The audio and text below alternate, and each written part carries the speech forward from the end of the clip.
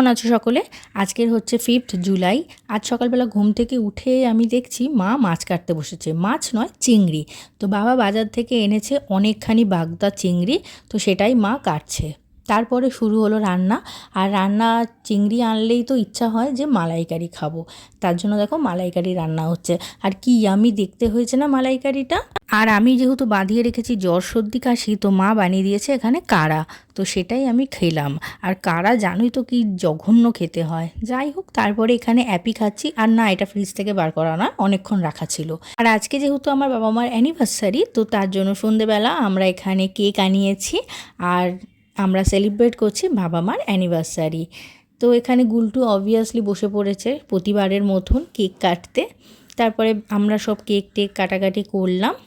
আর আজকের আমাদের ডিনারে আছে অন্য খাওয়া। যেহেতু দুপুরবেলা আমরা খেয়েছি চিংড়ি মাছের মালাইকারি, তাই জন্য রাতে আর এগুলো খাবো না, রাতে একটু ভালো অন্য কিছু খাবো। তাই জন্য আমরা আওয়ার থেকে আনিয়ে নিয়েছি এখানে বিরিয়ানি, চিকেন বিরিয়ানি, মাটন বিরিয়ানি সব রকম আনানো হয়ে গেছে। তারপরে আমরা এখন খেতে বসে গেছি। আর আওয়াদের বিরিয়ানিটা কিন্তু দারুণ লাগে।